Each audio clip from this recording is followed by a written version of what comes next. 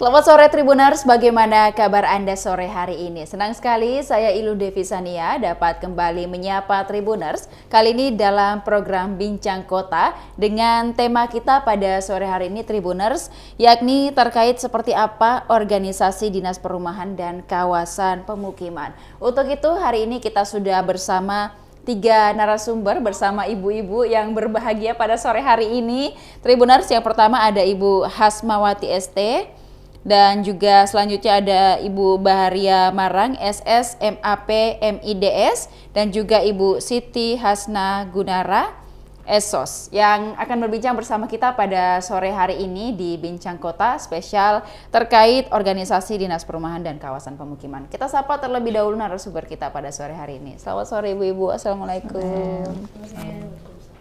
Baik, seperti apa kabarnya hari ini Bu di hari yang hujan terus? Alhamdulillah baik, sehat, masih sehat. Oke, baik, dan juga Ibu kita akan memperbincangkan terkait organisasi di Dinas Perumahan dan Kawasan Pemukiman. Dan untuk pertama mungkin boleh ibu-ibu menjelaskan masing-masing tugas dan fungsi secara gambaran umum begitu kepada Tribuners, seperti apa pada saat menjalankan tugasnya. Mungkin boleh dimulai dari Ibu Hasmawati terlebih dahulu. Oh ya, oke. Selamat sore Tribuners. Saya Hasmawati sebagai Kasubag Perencanaan dan Pelaporan Dinas Perumahan dan Kawasan Pemukiman. Adapun tugas dan fungsi kami di bagian perencanaan itu membantu kepala dinas menyusun rencana strategis dinas yang disingkat dengan Renstra, rencana kerja yang biasa disingkat dengan Renja, terus menyusun perjanjian kinerja dinas terkait tanggung jawab masing-masing kepala bidang, kepala dinas, sekretaris, serta kepala dinas dengan wali kota. Juga kami menyusun evaluasi kinerja yang dilaksanakan per triwulan dan menyusun SPIP atau sistem pengendalian intern pemerintah, juga menyusun laporan capaian kinerja dan ikhtisar realisasi kinerja atau yang disingkat LKJIP. Untuk yang pokok seperti itu. Iya, baik, dan selanjutnya mungkin Ibu Baharia selaku Subag Keuangan boleh juga sampaikan seperti apa tugas dan fungsinya. Oh, ya. Terima kasih Tribuners. Saya Baharia Marang, saya sebagai Kasubag Keuangan di Dinas Perumahan. Untuk saat ini terkait tupoksi ada 2 poin yang saya bisa singkat, yaitu poin pertama bahwa ada hak di situ bahwa Dinas Perumahan mempunyai hak untuk menarik retribusi karena kita mengelola rusunawa. Jadi untuk tugas penarikan retribusi ini kami punya bendahara penerima. Dan di mana tidak semua dinas sebenarnya punya bendahara penerima, hanya yang punya PAD dan salah satunya Dinas Perumahan itu ada dinas bendahara penerimanya. Dan yang poin kedua bahwa kami juga punya kewajiban. Kewajiban kami adalah menyalurkan dana ke pihak ketiga. Untuk itu ada domain dari bendahara pengeluaran untuk mengelola itu. Saya kira. Iya, baik, terima kasih Bu. Dan selanjutnya Ibu Siti Hasna sebagai Kasubag Pegawaian. Ya, selamat sore Tribuners, saya Siti Hasna Gunara sebagai Kasubag Kepegawaian Dinas Perumahan dan Kawasan Pemukiman. Punya tugas itu membantu sekretaris untuk penyusunan administrasi dinas, utamanya administrasi kepegawaian, surat menyurat, urusan rumah tangga dinas, dan perlengkapan barang.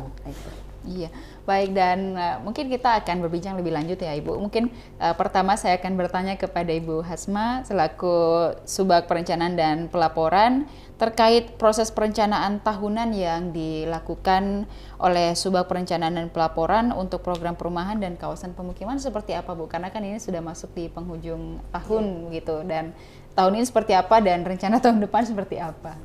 Kalau terkait perencanaan tahunan itu, karena kebetulan kami menyusun Renja itu biasanya terlebih dahulu sebelum tahun itu berjalan. Jadi kalau misalkan untuk tahun 2024 ini itu kami susun dari tahun 2023. Apa-apa yang akan kami lakukan program seperti apa yang akan bidang laksanakan setiap tahunnya. Itu kami meminta di bidang-bidang untuk menyiapkan sekiranya kegiatan apa saja, program kegiatan dan subkegiatan apa yang akan mereka kelola dan dipertanggungjawabkan di tahun berikutnya. Jadi kami menyusun kegiatan itu dan menyiapkannya dalam satu laporan serta terkait dengan data-data dinas yang umum seperti terkait kepegawaiannya ada berapa, seperti apa, itu semua terangkum dalam laporan tersebut. Itulah yang akan kita pakai untuk di tahun berikutnya. Jadi kalau dari tahun 2023 kami menyusun, setelah lengkap datanya, itelah yang akan berlaku di tahun 2024 dan kita laksanakan terus jadi acuan untuk bahan pertanggungjawaban atau realisasinya di tahun 2024 tersebut. Rasa seperti itu. Iya, baik. Jadi untuk perencanaan di tahun 2025 apakah sudah rampung di tahun ini, Bu? Kami sudah membuat rencananya. Itu sudah ada karena hal seperti itu kami berkoordinasi dengan Bapeda. Bapeda lah yang membimbing kami bagaimana penyusunan laporan tersebut, terus bagaimana hal-hal apa yang menjadi kendala yang akan bisa kami jadikan solusi sekiranya tahun depan itu akan terjadi seperti apa, kendala apa dan solusinya seperti apa dan bagaimana. Iya, baik. Terkait kendala, mungkin dalam penyusunan laporan dan lain sebagainya itu kendala yang Ibu hadapi seperti apa sejauh ini? Sejauh ini alhamdulillah masih dalam batas-batas yang wajar yang masih mampu kami lakukan. Kendalanya terkadang keterlambatan data-data. Terus itu yang pertama. Yang kedua, koordinasi yang seringkali terjadi mix antara kami yang membuat laporan juga bidang-bidang yang kita tempati berkoordinasi di saat kita membutuhkan istilahnya waktu yang kadang tidak ketemu. Di saat kita mau mencari, mereka juga pada sibuk rapat itu yang seringkali sementara kita dikejar target waktu sama Bapeda. Jadi juga di saat kami berkoordinasi dengan Bapeda, alhamdulillah mereka masih mau membantu, ya kita perlahan-lahan menyelesaikan sampai itu tuntas. Seperti itu. Baik, kalau terkait kendala memang dari tahun ke tahun apakah terkait waktu memang Ibu ataupun juga bagaimana antara bagian satu dan bagian lainnya harus berunding dan lain sebagainya, atau seperti apa, Bu? Dari tahun ke tahun biasanya masalah paling utamanya apa? Yang paling utama dari tahun ke tahun sih hanya sering memang terkendala di waktu dengan koordinasi. Itu saja. Karena kalau kami terlambat koordinasi juga akhirnya jadi mix komunikasi itu tidak lancar. Untuk mengetahui apa kebutuhan mereka, apa yang akan mereka lakukan untuk di tahun berikutnya, itu yang bisa kami masukkan ke dalam pelaporan kami. Seperti itu. Iya. Baik, kalau misalnya terjadi hal seperti itu, Bu, terkait kendala waktu dan koordinasi yang agak rancu, misalnya apa yang Ibu lakukan, apalagi misalnya kalau udah laporannya udah tenggat waktu ini, hari ini seperti apa, Bu? Kalau terkait hal tersebut, ya kami mencoba mensiasati dengan misalkan waktu sudah mendesak, sementara hari kerja kan cuma dari Senin sampai Jumat. Ya kami pergunakanlah entah menambah waktu di malam hari, lembur, dengan mengambil hari libur Sabtu Minggu untuk menyusun dan berkoordinasi dengan siapa saja, sambil meminta tolong dengan kepala pimpinan kami, kepala dinas, boleh dibantu menghadirkan bidang, kita rapat untuk mencari solusi apa-apa yang sekiranya mau dimasukkan di rencana kerja tahun depan yang akan kita laksanakan. Iya, baik. Jadi artinya kalau dekat-dekat tutup buku memang biasa lembur ya, Bu, ya? Iya. Itu sudah sering dan jadi tiap tahun itu. Iya, betul sekali, terjadi di berbagai kantor. Kemudian, Bu, terkait juga tadi masalah waktu dan lain sebagainya, bagaimana kemudian Subag Perencanaan dan Pelaporan memastikan bahwa laporan yang disusun ini akurat ataupun juga ketepatannya begitu, secara ketepatan sudah baik semuanya? Kalau terkait hal tersebut kan kami melakukan asistensi. Asistensi itu dilakukan di Bapeda. Sementara apa yang kami susun itu kami koordinasikan dengan Bapeda. Apakah yang kita buat ini sudah sesuai dengan aturan, sudah sesuai dengan nomenklatur yang memang diperuntukkan untuk perencanaan.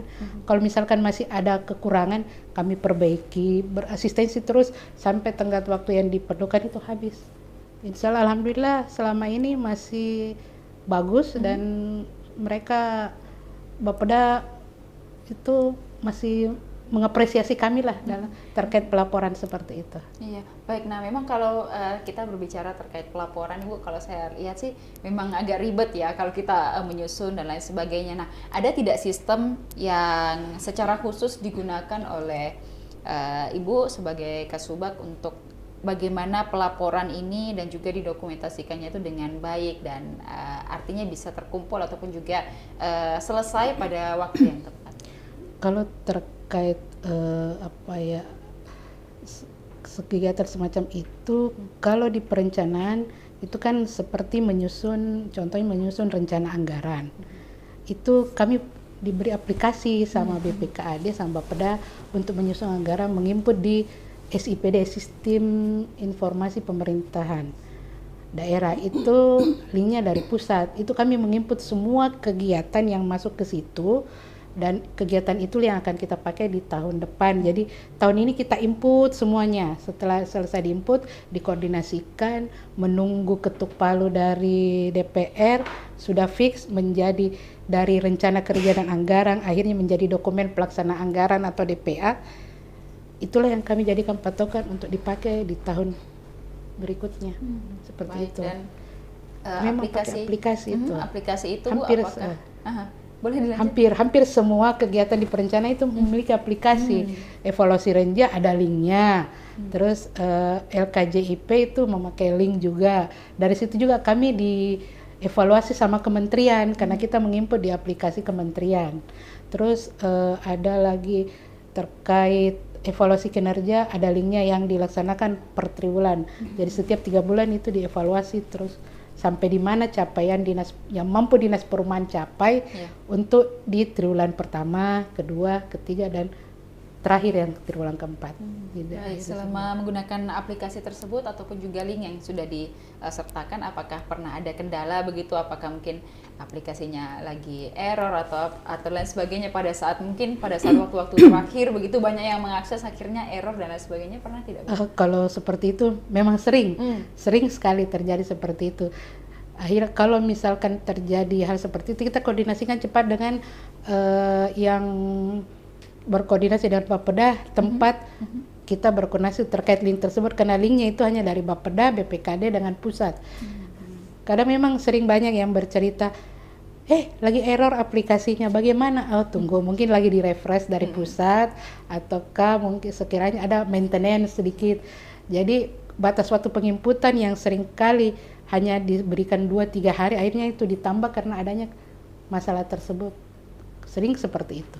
Tapi dan hampir tiap tahun itu terjadi. Ya, memang kalau misalnya kita bicara terkait aplikasi, kalau memang banyak yang mengakses, memang seperti itu akan terjadi error dan lain sebagainya. Tapi kalau sudah dikoordinasikan cepat begitu Bu, cepat tanggap, itu nanti akan bisa teratasi. Jadi intinya adalah koordinasi yang baik, betul Bu? Iya, alhamdulillah. Baik, dan juga kita beralih ke Kasubag Keuangan, Ibu Baharia. Ini kalau kita bahas keuangan, anggaran agak sensitif rupanya Ibu ya. Saya juga sensitif. Dan Ibu mungkin bagaimana Ibu sebagai Kasubag Keuangan untuk memastikan bahwa penggunaan anggaran ini tepat guna, tepat sasaran, seperti apa Bu? Ya, jadi sebelum jauh membahas masalah pengelolaan keuangan di dinas kami, kami ada pedoman aturan perundang-undangan yang membahas tentang pengelolaan keuangan daerah itu, yaitu Permendagri nomor 77 tahun 2020. Itu peraturan yang terbaru yang tentang pedoman teknis pengelolaan keuangan daerah. Itu merupakan turunan dari peraturan pemerintah nomor 12 tahun 2019. Jadi itu menjadi pedoman kami dalam melakukan pengelolaan keuangan di dinas kami, di mana inti dari semua peraturan itu adalah bahwa kita bisa melakukan pengelolaan keuangan secara efisien, efektif, transparan, dan akuntabel. Jadi saya kira. Iya, baik Bu, dan juga dari aturan-aturan atau undang-undang yang tadi Ibu sudah sebutkan bahwa ini menjadi acuan dalam melaksanakan tugas begitu ya Bu ya. Dan pada saat anggaran ataupun juga dana sudah cair misalnya, kemudian untuk mendistribusikan dana di setiap bagian-bagian yang ada di dinas itu seperti apa Bu? Mungkin apakah ada kayak RAB-nya dan lain sebagainya? Jadi pedoman kita di dinas itu cuma satu, yang dari perencanaan itu menjadi pedoman kita untuk mengadakan pencairan. Kita tidak boleh lepas dari DPA, karena kalau kita lepas dari itu ada macam maksudnya akan ada konsekuensi di belakang. Jadi tetap harus patuh dan taat pada DPA yang sudah disusun. Jadi untuk memastikan itu, untungnya sekarang ini sudah ada aplikasi sistem informasi manajemen akuntansi. Jadi sangat membantu kami yang di keuangan untuk mengontrol pengeluaran yang tepat sasaran. Seperti itu. Jadi misalnya satu bidang mengajukan pencairan. Nah, ketika ada inputan kode rekening yang salah atau kegiatan yang tidak sesuai, itu akan tertolak oleh sistem. Jadi akan sangat membantu kami di keuangan. Iya, baik. Jadi ada secara otomatis gitu ya Bu ya. Kita tidak terlalu pusing lagi memikirkan yang secara manual, tapi di aplikasi sudah disediakan. Jadi sangat-sangat membantu. Nah, Ibu terkait anggaran, apakah dari tahun ke tahun anggarannya selalu sama kah atau ada yang biasa mengalami perubahan anggaran dan lain sebagainya? Bisa dijelaskan? Selama hampir berapa tahun deh kami jadi Kasubag Keuangan itu sejak 2015 memang ada fluktuasi. Awal-awal agak memang anggaran yang kami kelola itu agak tinggi, sekitar 80 M, karena di situ masih ada bangunan gedung. Setelah bidang bangunan gedung itu pindah ke PU, kembali ke PU, otomatis terjadi penurunan anggaran yang kami kelola, dan untuk tahun ini sekitar 30 M. 31 M. Ya seperti itulah. Kadang-kadang bisa naik, kadang turun, tergantung kepentingan maksudnya kebutuhan di lapangan seperti apa.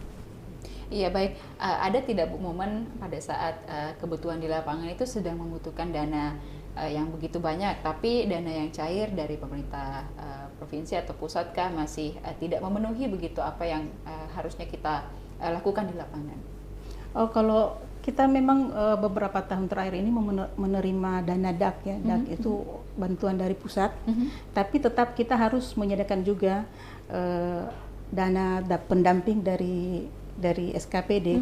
Jadi untuk memenuhi kebutuhan seperti itu, kami berusaha berkoordinasi ke atas ke kementerian untuk mencari tambahan dana. Baik, kalau untuk tambahan dana misalnya bekerja sama dengan swasta, apakah ada juga Bu? Itu seperti apa?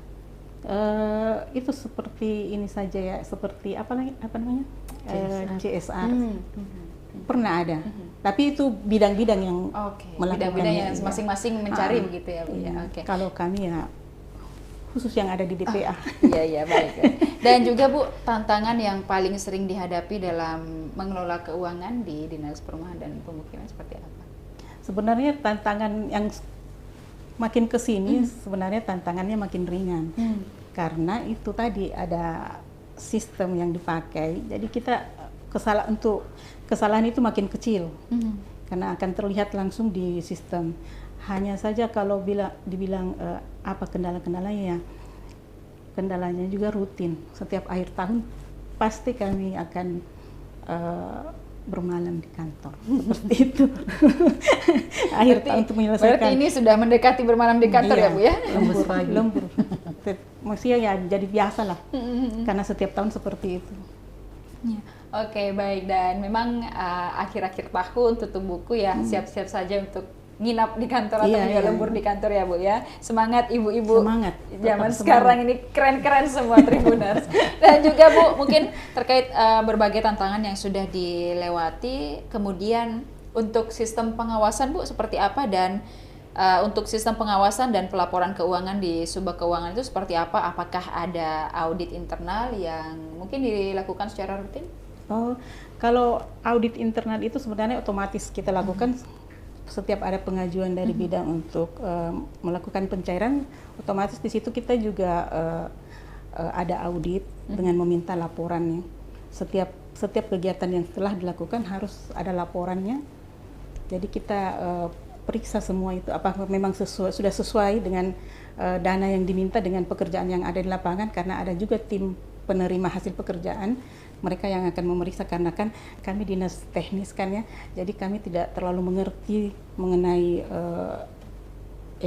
kalau pekerjaan infrastruktur itu kami tidak mengerti, tapi ada tim yang akan menjadi menghitung berapa volume yang bisa dibayarkan. Nah, mulai melihat dari situ kami bisa mencairkan. Jadi untuk pengawasan, tapi kalau itu kan audit kita sendiri ya. Kalau untuk pengawasan itu kami banyak dibantu oleh inspektorat. Jadi setiap tahun ada 2 kali inspektorat itu fungsinya itu untuk membimbing kami jangan sampai ada kegiatan-kegiatan yang bisa menyalahi lah seperti itu, yang keluar dari koridor. Untuk itu kami senantiasa berkoordinasi dengan inspektorat. Adapun kegiatan-kegiatan yang belum dilaksanakan juga kami sarankan kepada di bidang-bidang, misalnya mereka agak ragu untuk menjalankan itu, mereka bisa berkoordinasi langsung dengan inspektorat untuk menjaga kemungkinan-kemungkinan yang ada. Iya, baik. Dan juga setelah laporan-laporan itu dikelola, Bu, mungkin Ibu bisa menceritakan kepada Tribuners bidang apa yang kiranya paling banyak membutuhkan dana di tiap tahunnya? Itu bidang yang ada infrastrukturnya, bidang kawasan. Dia kan mengelola jalan lingkungan. Di situ yang hampir setengah anggaran yang ada di dinas itu di bidang kawasan itu. Di kawasan. Jadi memang untuk pembangunan dalam jumlah yang besar gitu ya, Bu ya, ataupun juga pembangunan jalan kan tidak membutuhkan dana yang tidak sedikit, artinya dana yang banyak, apalagi kalau misalnya terkait pemukiman warga juga kita lihat mungkin pemukiman kumuh juga ya, Bu ya. Dan untuk tahun ini, Bu, di 2024 penyerapan anggarannya seperti apa? Karena ini masih ada beberapa hari lagi ya, dan memang seperti tren setiap tahunnya bahwa pencarian itu berkumpul kebanyakan di bulan-bulan seperti ini. Jadi untuk saat ini masih sekitar 70%. Iya, jadi kita genjot lagi 30%-nya itu, semoga bisa. Karena kita juga ada timeline dari BPKAD ya, untuk kegiatan-kegiatan yang misalnya ada di DPA pokok, itu ada batas waktu pencairannya, sedangkan untuk perubahan bisa sampai tanggal 30 Desember. Iya, baik. Jadi masih menunggu beberapa hari lagi ya, di sisa waktu terakhir di 2024 untuk selanjutnya nanti merencanakan lagi seperti apa di 2025 terkait keuangan dan lain sebagainya.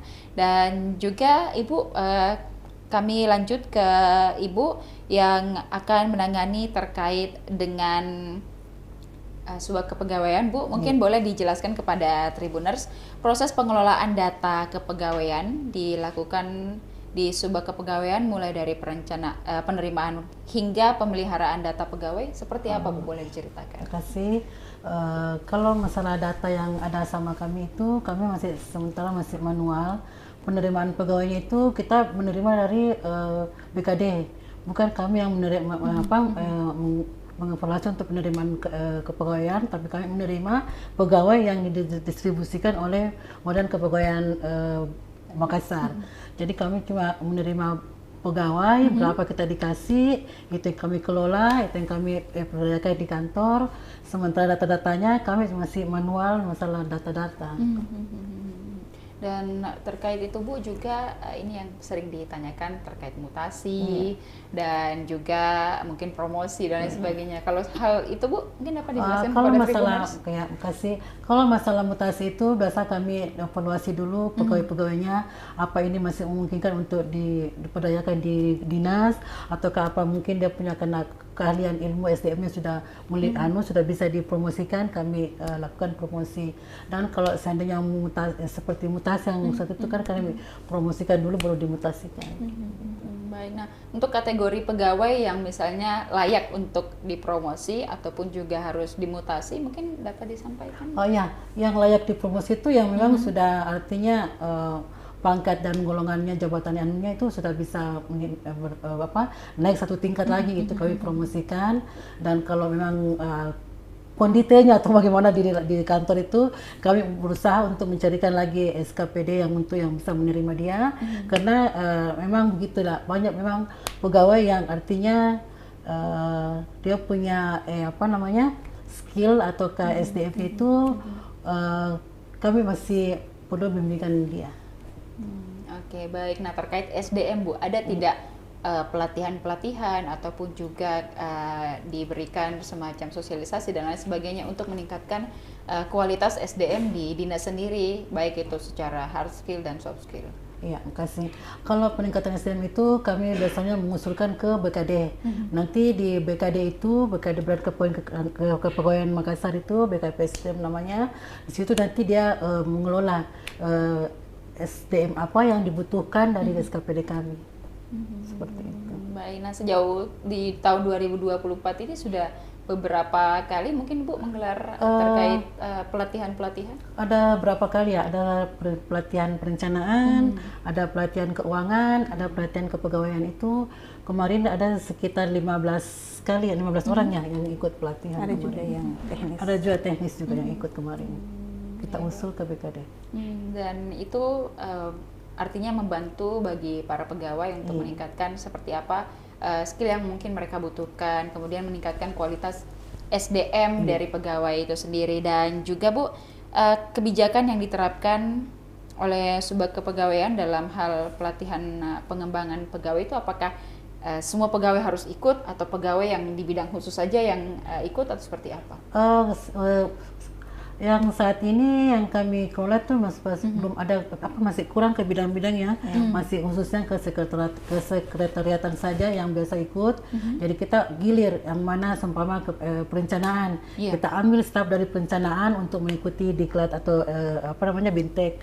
Ada yang minta lagi dari BKD bahwa kepegawaian kami ikutkan lagi orangnya ke staf kepegawaian, juga dengan keuangan kami ikutkan juga staf-staf keuangan untuk mengikuti diklat-diklat keuangan. Nah, untuk diklat itu Bu ataupun juga BIMTEK-nya apakah dilaksanakan di Kota Makassar kah atau ada yang harus ke pusat dan lain sebagainya? Iya, sejauh ini kadang ada di Makassar, ada juga yang ke luar kota ya, ada ke Jakarta, khususnya biasa kita ada ke Bali, begitu. Ambil tempat yang mungkin agak untuk refreshing sambil diklat itu mungkin seperti itu. Sekalian ini ya Bu ya, sekalian healing begitu, belajar dan juga healing dan pulang dari sana nanti membawa ilmu dan dibagikan ke teman-teman, oleh-oleh utamanya Bu ya. Betul sekali. Ilmu dan oleh-oleh pulang. Oke, baik. Jadi yang diutus ini harus punya banyak modal ya Bu ya? Enggak juga. Karena harus beli oleh-oleh rupanya. Kalau oleh yayakan artinya kalau oleh-oleh itu sekedar yang untuk dicicip-cicip ya. Oke, iya. Artinya adalah dibawa rasa-rasa, misalnya dari Bali, rasa-rasa Bali lah. Oke Bu, dan juga terkait absensi dan penilaian kinerja pegawai untuk memastikan bahwa mereka ini bekerja secara efektif seperti apa? Kalau masalah absensinya kita pakai secara mesin cek clock yang pakai muka itu scan wajah. Iya, yang itu kami sudah terbantukan, itu kami sudah gampang melihat kehadiran pegawai-pegawai, sementara kinerjanya itu di bidang-bidang sendiri yang mengetahui kinerja stafnya. Kalau saya untuk kaitannya saja yang saya evaluasi. Ya baik. Nah, kalau tantangan yang Ibu sendiri hadapi terkait di kepegawaian itu apa Bu? Kalau boleh diceritakan, apakah mungkin terkait absensi kah ataupun peningkatan SDM dan lain sebagainya? Tantangannya tidak terlalu berat juga sih, artinya begini, kadang memang ada staf yang datangnya agak terlambat ataukah pulangnya agak cepat, itu bukan tantangan buat kami. Tapi kami bina dia, kami panggil dia apa masalahnya sampai terlambat, apa masalahnya sampai cepat pulang, sampai tidak begitu lama cara kerjanya di kantor tidak efektif, itu kami lakukan. Ya, baik. Dan juga Bu untuk dalam bekerja sama dengan bagian-bagian lain ataupun juga dengan teman-teman di kantor dan lain sebagainya untuk penyusunan rencana kebutuhan pegawai dan rekrutmen itu seperti apa? Kalau rencana kebutuhan pegawai itu kita jadi minta dari BKPSDM itu yang mengadakan kepegawaian, merekrut pegawai. Kami cuma mengusulkan bahwa kami butuh tenaga teknik sekian, kami butuh tenaga administrasi sekian, nanti BKPSDM yang menerima pegawai. Dan itu proses penerimaannya biasa butuh berapa lama? Melalui tes juga sih, karena BKPSDM yang melaksanakan pengrekrutan pegawai, kami cuma menerima pegawai Artinya BKPSDM yang merekrut pegawainya, yang apa yang kami sudah kirimkan kebutuhan kami di SKPD bahwa kami butuh tenaga teknik sekian. Nanti itu hasil evaluasinya atau asal rekrutnya BKD yang kami dikasih. Jadi proses pengumuman lokernya misalnya, kemudian pencarian kandidat atau wawancara dan lain sebagainya itu diserahkan. Itu dari BKPSDM, bukan sama kami. Jadi dari dinas sendiri sudah terima beres gitu ya, orangnya udah siap kerja nih, udah siap untuk ditugaskan dan membantu tugas-tugas yang kiranya masih diperlukan begitu Bu. Nah, pada saat perekrutan pegawai ini ada tidak yang misalnya pegawai ini yang agak susah untuk dicari SDM-nya? Seperti saya katakan tadi bahwa merekrut pegawai itu bukan dari kami, dari BKPSDMD. Mereka mengeluarkan pengumuman secara terbuka bahwa BKPSDM membutuhkan tenaga administrasi sekian, tenaga teknik sekian. Nah, nanti itu yang umum yang datang yang melamar pekerjaan seperti itu, bukan kami. Kami cuma bermohon ke BKPSDMD bahwa Dinas Perumahan dan Perumahan itu membutuhkan tenaga teknik sekian, tenaga administrasi sekian, dan nanti itu BKPSDM yang merekrut pegawai.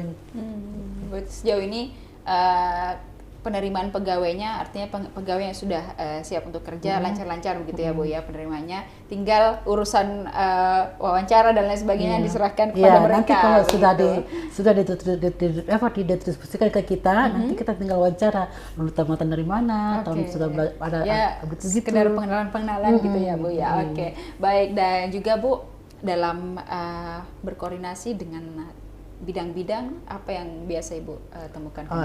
Ya, makasih. Biasanya kami berkoordinasi ke bidang-bidang menanyakan masalah stafnya.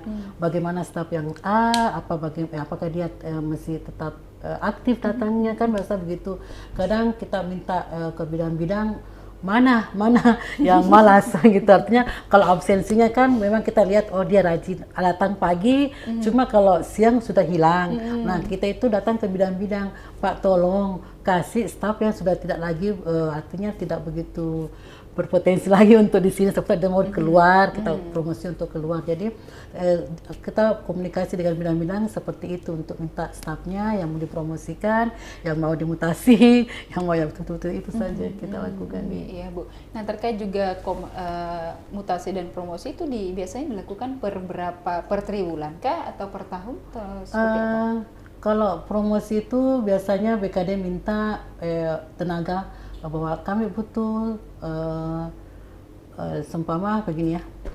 Kalau promosi-promosi di SKPD, kami bermohon ke BKD bahwa si A ini sudah pantas untuk dijadikan setingkat lagi dari sekarang, dan ataukah seumpama masa kerjanya sudah mencapai untuk naik pangkat, kami usulkan untuk kenaikan pangkat seperti itu.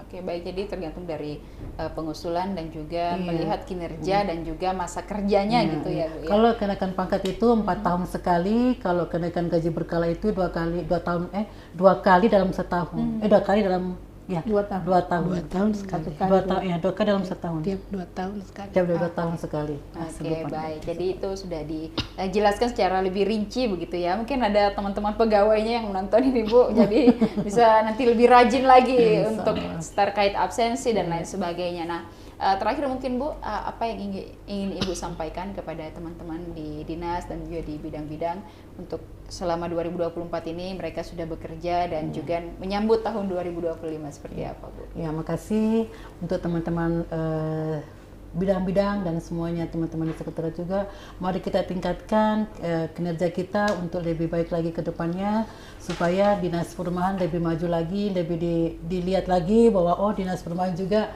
berkarya, berpotensi untuk lebih maju lagi, seperti itu. Ibu Baharia mungkin apa yang ingin disampaikan kepada teman-teman? Ya, mungkin mengawali tahun 2025, mari kita tingkatkan lagi kinerja kita, tetap semangat, apapun yang terjadi tetap semangat. Oke, baik. Apapun yang terjadi tetap semangat. Quotes hari ini.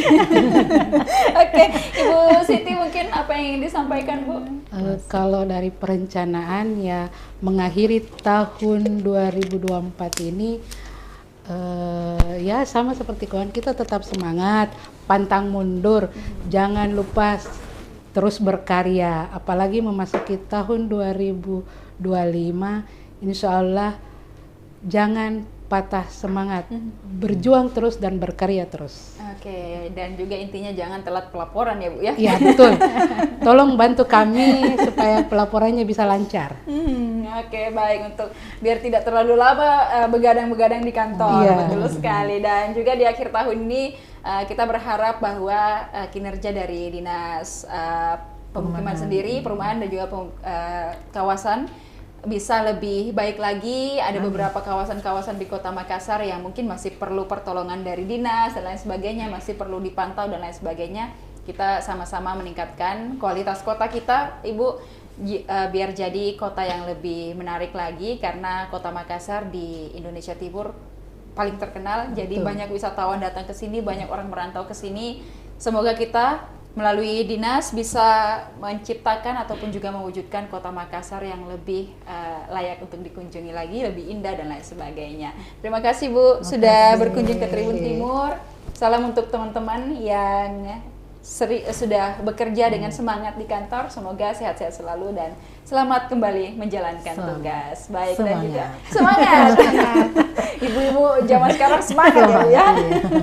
Dan juga terima kasih kepada Tribuners yang sudah menyaksikan program kita pada sore hari ini. Dan jangan lupa untuk tetap saksikan program-program dan berita menarik lainnya hanya di kanal YouTube dan Facebook Tribun Timur, mata lokal menjangkau Indonesia. Saya Ilu Devisania beserta narasumber dan juga kerabat kerja pamit undur diri. Terima kasih dan sampai jumpa. Download Tribun X sekarang. Menghadirkan lokal menjadi Indonesia.